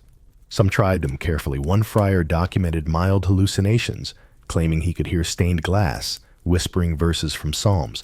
Another said his goat's preferred herb made his skin feel not present. To be fair, this could just be medieval allergies. But they blamed the goat. Some villagers began to follow goats into the wild just to see what they nibbled. They called them herb guides. A goat that refused a plant was seen as giving a warning. A goat that devoured it entirely, a blessing, or a dare. The practice wasn't without its risks. One tale from Normandy tells of a boy who followed a black goat into a grove, copied its diet, and slept for 3 days. When he woke, he claimed he could see people's memories in their shadows. This made him very popular at festivals, less so at church. You reach toward the plant now. The goat looks up mid-chew, as if to say, "Don't." You retract your hand. And here's where it gets weirder. Some medieval midwives believed the herbs goats ate were tied to birth magic. A goat that grazed near a birthing house would signal the gender of the child or the health of the mother based on the leaves it chose. If it picked fever leaf, a boy. If it chose firegrass, complications. If it ignored everything, pray. Of course, some of this was projection. Goats eat what they can reach. But when you live in a world where patterns mean survival and animals are your neighbors, every chew is a sign. Quirky fact of the evening. In a 14th century German folk rhyme, children were warned, eat what goats reject and dreams will twist. Eat what goats adore and you may not wake. Not quite a lullaby, but memorable. And your dreamy academic nudge? Were goats truly herbal oracles or simply convenient filters for trial and error medicine? Did people credit them with wisdom or just hope their stubborn stomachs would teach them something? You rise slowly. The goat moves off, vanishing behind a stone wall. The patch remains, untouched. 3 leaves to steep in your mind tonight. Nature always leaves clues, but sometimes she puts them in a goat's mouth. If a plant grows in silence and goats love it, maybe it's trying to stay hidden for a reason. When in doubt, follow the goat, but maybe don't eat what it eats.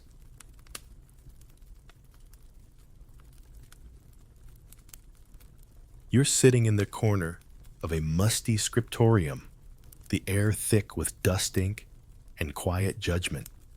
A candle sputters beside a stack of half-finished manuscripts. Quills rest in a bone cup. Parchment stretches across the desk like a pale waiting canvas. And on the last page of a nearly flawless Latin gospel, someone has drawn horns. Not small ones, not subtle. 2 glorious, curling goat-style horns right above the head of St. Matthew. No one admits to it, but everyone knows who did. Brother Lorien, the youngest scribe in the abbey, sharp with ink, slow with Latin, and always smiling like he knows something he shouldn't. And now, with a steady hand and a wicked sense of timing, he's inserted an image that will be whispered about for generations, the horned gospel. You peer over the edge of the page. The horns are beautifully rendered, elegant, almost regal. And the thing is, they don't look like a joke. They look intentional. This, dear listener, is not a story of comedy. It's the eerie, half-true tale of the scribe who drew horns and the slow unraveling that followed.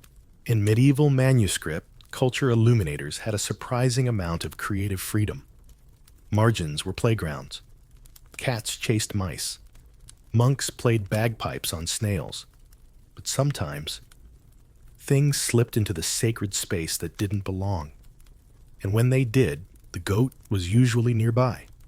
Some believed that drawing horns on a saint was an act of heresy. Others believed it was a warning that the text was flawed, the translation corrupted, or the scribe working under influence.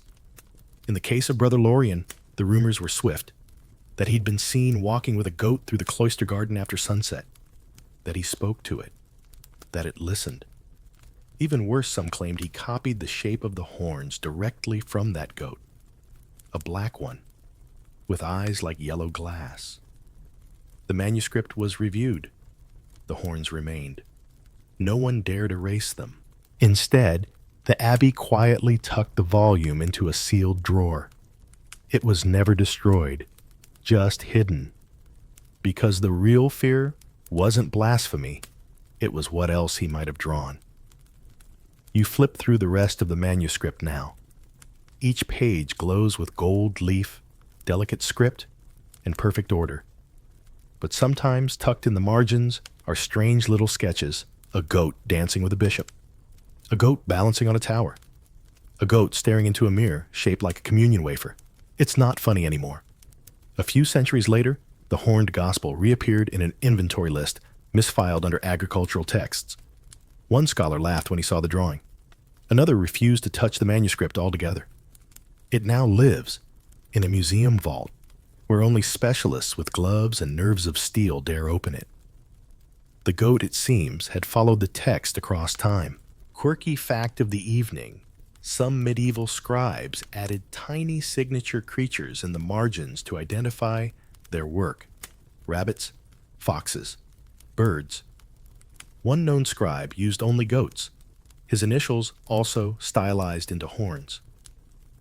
And now your academic featherquill question: was Brother Lorien mocking the church?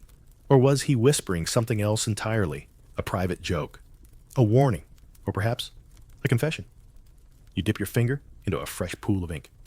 Somewhere in the stone hallway, hooves clatter faintly. The goat, as always, is right on schedule. 3 strokes to close your eyes with. Sometimes the heresy is in the ink, and sometimes in the silence around it. A goat in a book might just be a joke, or a footnote from something older. If a saint has horns in your manuscript, maybe check who sharpened the quills last.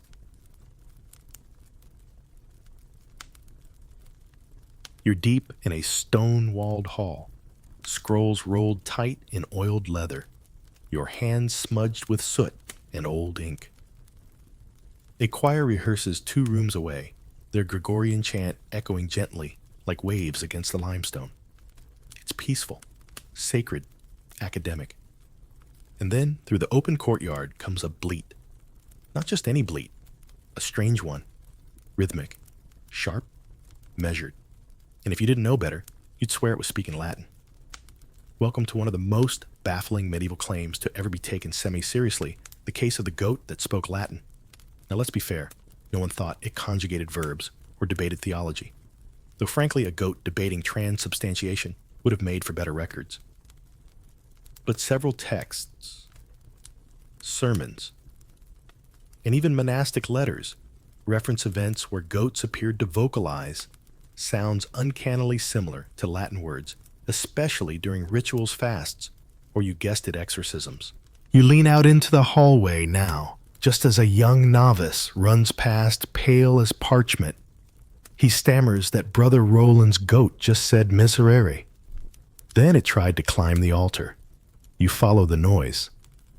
Sure enough, there's the goat, old ragged eyes like polished brass, standing in the cloister garden, surrounded by half a dozen monks with open mouths and closed prayers. The goat bleats again. Meh, seri. Coincidence, clever mimicry, demonic ventriloquism. In 1292, in a monastery outside Naples, a detailed report documented the trial of a goat accused of mimicking a sermon. The priest claimed it bleated veritas at the exact moment he said, "Seek truth." The goat was not punished, because how exactly do you imprison a goat for being multilingual? But the priest was relocated to a chapel with no livestock. Other cases surfaced in Spain, England, even the Baltic coast. Always the same, a goat bleats during a sacred event. Someone thinks they hear Latin. Chaos follows. The church, of course, had an answer. Not the goat is gifted, but the goat is possessed.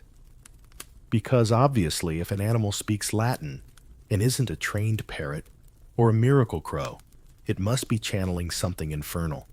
Several bishops issued warnings. If an animal mimics holy speech, it must be silenced or sanctified, which probably means splashing it with holy water and locking it in a shed. Here's where things spiral. Some heretical sects began welcoming these goats. They believed that animals could carry fragments of divine knowledge rejected by man, that the goats weren't mocking God, they were messengers, disguised as fools dressed in hooves. In one case, from Flanders, a dissident group met in barns to listen to a particular goat they named Domine.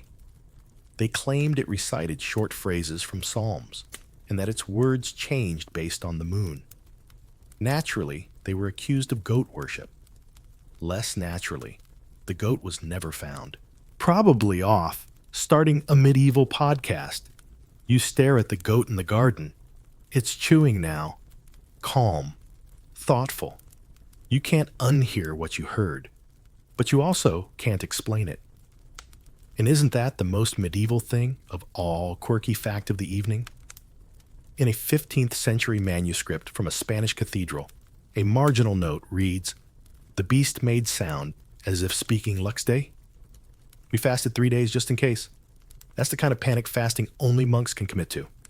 In your bedtime parchment pondering, were these sounds truly Latin or simply misunderstood?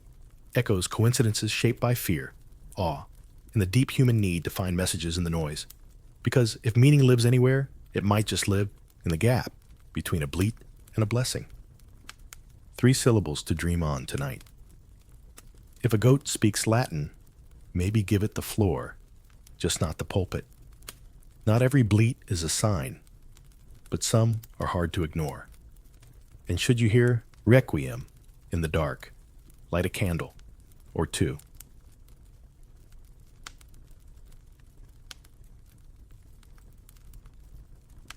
You're in a stone-walled kitchen at the back of a monastery, warm with the glow of a fire that crackles but never quite comforts.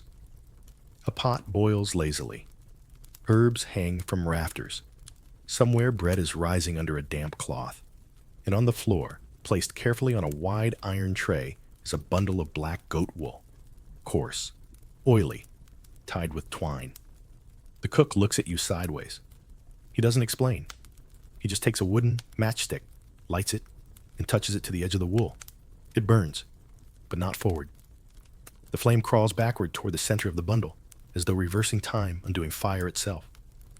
And suddenly, you're witnessing one of the strangest rural beliefs in late medieval folklore, the wool that burned backward.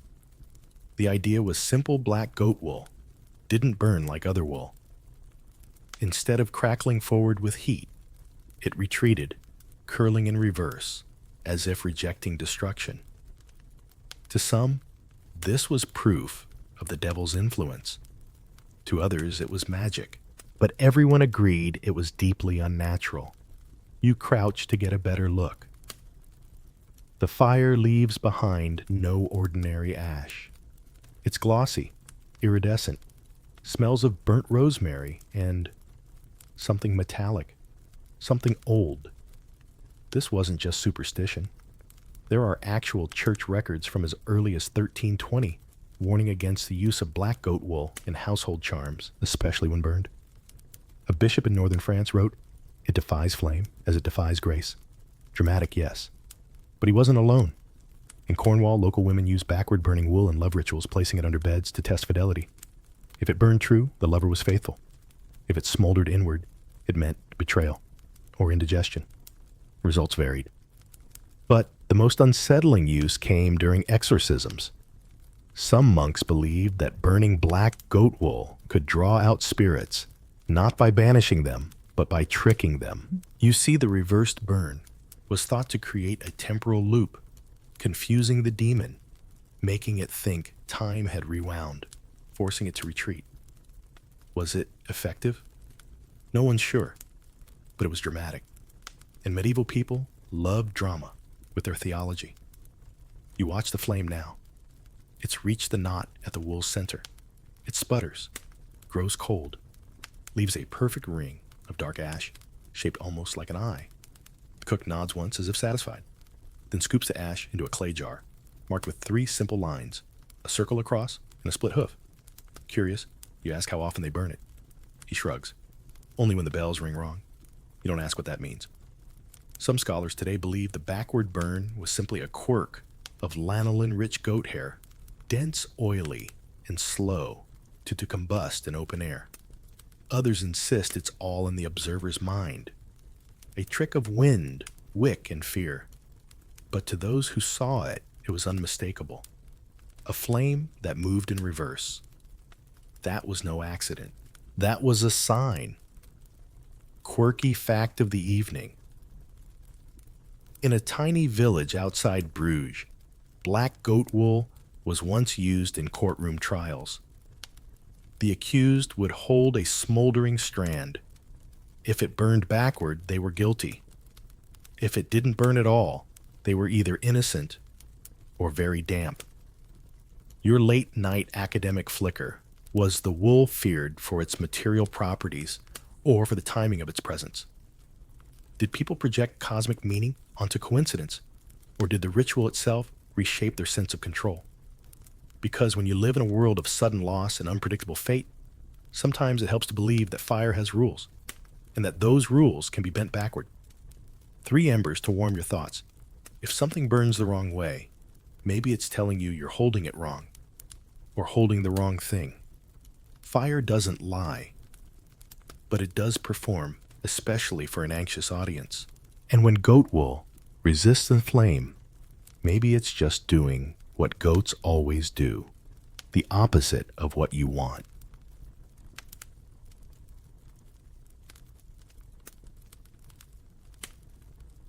The wind is high tonight.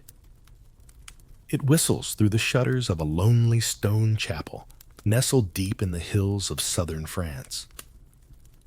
The candles on the altar flicker in protest, and the priest's robe trembles around his ankles, like it wants to leave the room before he does. You're standing beside a row of villagers, each holding something protective: garlic salt, a brass medallion, and in the center of the nave, tied gently but firmly to a wooden post, stands the goat. Black, small, weary. This is the last one. You've heard the stories. Everyone has. The old records call it l'expulsion finale, the final casting. Not of a demon, not of a ghost, but of a goat, believed to harbor centuries of mischief whispers and inverted blessings. Welcome to the closing chapter of this delightfully absurd saga, The Last Goat Exorcism. It wasn't supposed to happen.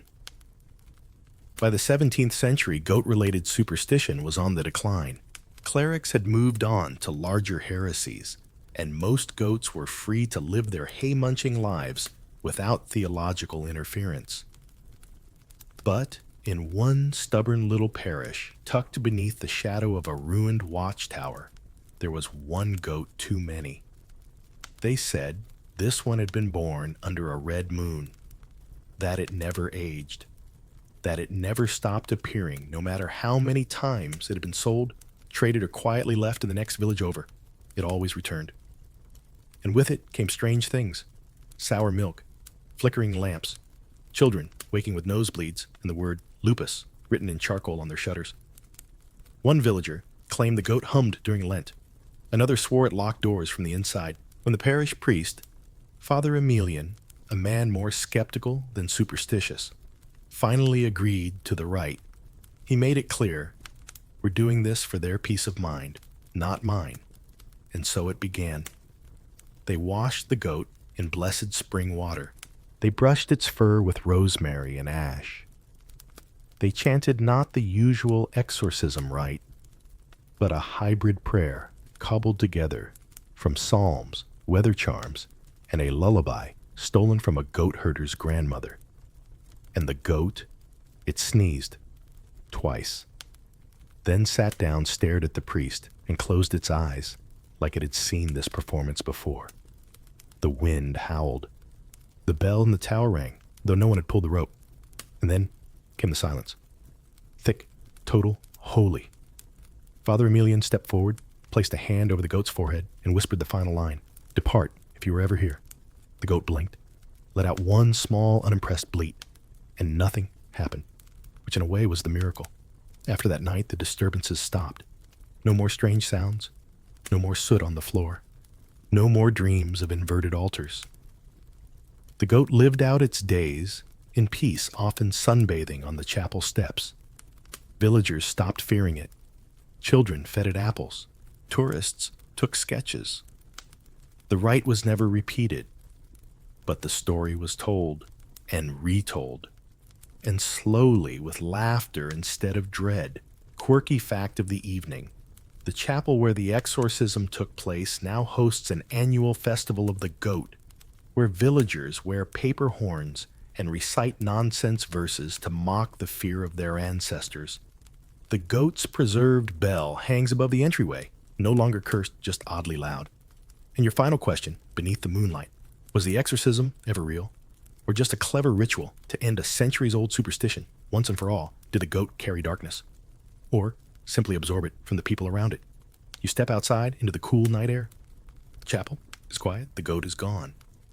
But in the wind, you swear you hear it, one last bleat, soft and satisfied. 3 final thoughts to bless your dreams.